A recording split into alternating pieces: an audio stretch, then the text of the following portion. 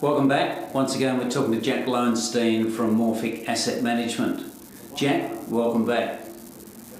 Good to see you. Let's just talk about what's happening generally in the world, particularly in the US. Last month was the first month that the world markets were down in Australian dollars for over a year. It was also a very volatile month in that at one point the markets dropped quite strongly. And I think this indicates that we're probably going to have more of the same for quite a few months. The main reason is that the market is still very anxious about the future direction of US interest rates, and that is probably going to continue until the US Federal Reserve finally raises interest rates, which will probably happen, in our view, in September. So your view hasn't really changed on that. The view was last time we spoke that it was around September, but there's still a lot of uncertainty pending that. Yeah, and I think that there's almost this could be one of those occasions when the morning after turns out to be a lot less painful than the night before. I remember that when the Fed decided to stop printing money, or announced it was going to stop printing money for a gradual process known as the taper, in late December 2013. The market had been very nervous ahead of that, and the minute the news came out, the market had a very strong rally, and I rather suspect we're going to see a repeat of that this time round. So sell the Roma by the fact. Exactly. And I think we're seeing a similar, what is interesting at the moment is that the bond markets globally are now all off their highs. That means that bond yields are starting to pick up. Now, this is a very interesting phenomenon because typically what we're seeing now would not be an encouraging omen in the bond rate, in that the yield curve is slightly steepening. But I think that yield curve is steepening at the long end as in expectation that the short end will rise later. And so it's because we have this period of what I would call slightly manipulated interest rates, or very manipulated interest rates. You can't expect the signals to be interpreted in quite the same way as they would have traditionally been. In a way, it would be good for these markets to let a bit of air out because valuations are pretty stretched. Look, I think valuations are not as stretched as people think they are, and I think the key thing is what is the appropriate valuation for equities in a period of sustained low interest rates. We're all getting very excited about the idea of interest rates in the US and other markets lifting from virtually nothing to not very much.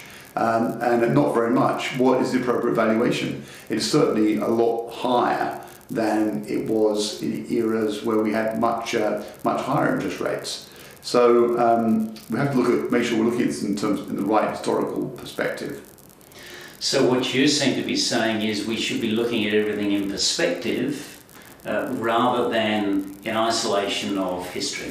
I think that's right. I think that in our view, it's unlikely that US Fed funds rate goes anything much higher than 3.5%, and even that might be a bit of an overstretch in this cycle. And that's kind of where the low point was typically in the business cycle. So in that context, clearly stock prices or stock multiples should be a lot higher than they were in previous cycles.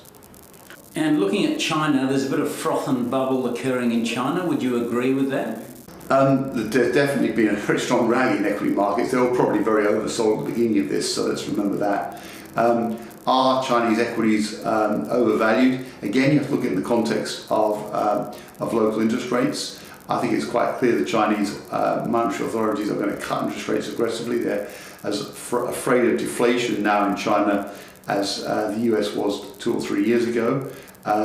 There's also a great desire by the Chinese authorities to see the stock markets go up, and China does tend to get what it wants in these areas, at least in the short term. And we see quality companies trading on reasonable valuations in China. So you look at our exposures. Our biggest single exposure is to a company called Ping An Insurance, which is a life and non-life insurer. It's a very well-run private business. I don't think its pricing of about 13 or 14 times PE is that high in the context of a business that's probably going to grow at 15, 20% for the next 3 or 4, maybe 5 years. And just turning to Europe for a moment, Greece is still an issue within the EU. My colleague Jeff Wood refers to the Greek negotiations with Europe as not so much kicking the can down the road, as kicking the can along the edge of the cliff. And I think that's a very good call. I think the problems between the Greeks and the Europeans are very intractable. If the question is who's going to crack first, or will nobody crack? People used to be talking about this in terms of so-called Grexit, which is Greece leaving the euro. Now talking about Grexit, meaning that one or either side miscalculates, but neither really wants Greece to leave. But for Greece to stay, either the Greeks need to re-engage with politics or economics of austerity, which I think are both economically and politically questionable, or the Europeans have to agree to a substantial debt relief program for the Greeks, way above what they've already agreed to. They're both very hard choices, and the possibility that one side miscalculates and we have an accident that neither wants is very high.